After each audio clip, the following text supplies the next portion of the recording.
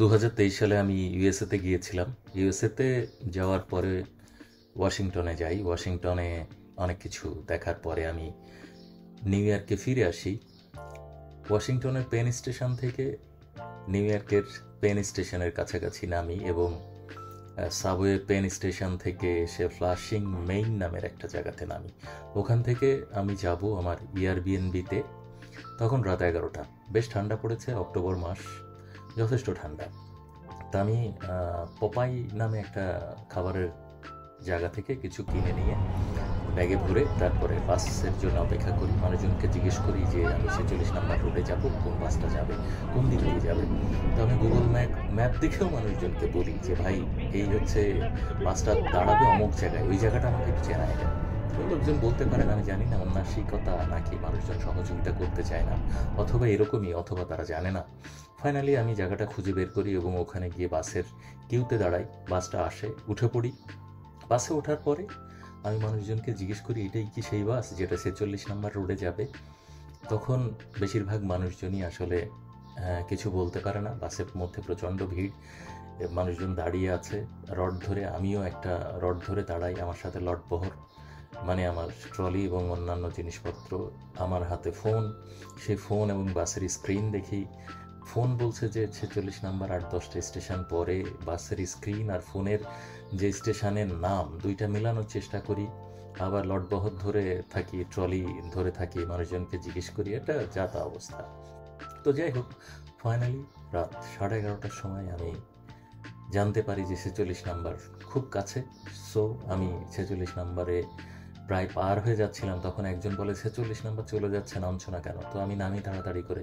Driver বলে তুমি এতক্ষণ দাঁড়িয়েছিলে কেন, তাড়াতাড়ি নামো নাই কেন, এইসব। বাট আমার আসলে এসব শোনবার মতো সময় ছিল না। আমাকে আমার এয়ারবিএনবি হোমে পৌঁছাতে হবে।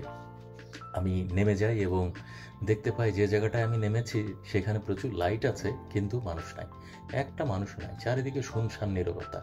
আমি মোটামুটি 46 নম্বরে যাব, গুগল ম্যাপের দিকে তাকিয়ে আছি। গুগল ম্যাপ বলছে সামনের দিকে যাও। আমি যাব কি যাব না দ্বিধায় আছি। এত রাত, আশেপাশে কেউ নাই, বেশ ভয় লাগছে। সেই সময় একটা চাইনিজ মেয়ে এসে বলে যে তুমি কি 46 নাম্বার খুঁজছিলে না, বাসের মধ্যে শুনলাম।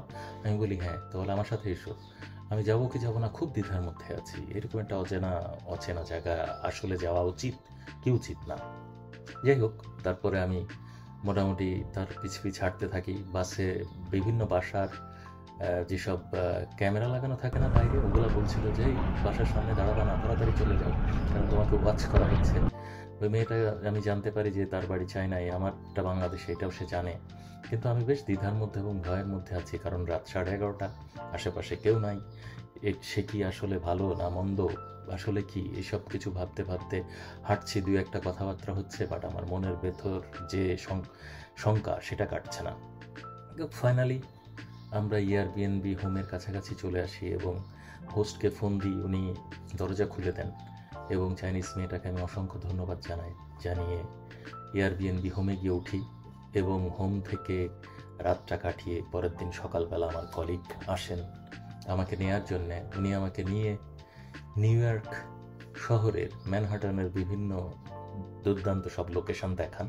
এখন এই মুহূর্তে আমরা আসছি ইস্ট রিভারের তীরে লং আইল্যান্ড সিটিতে। লং আইল্যান্ড সিটি আপনারা দেখতে পাচ্ছেন কি অসম্ভব সুন্দর, এবং সন্ধ্যা নেমে আসছে, বেশ ঠান্ডা পড়েছে, কনকনে ঠান্ডা।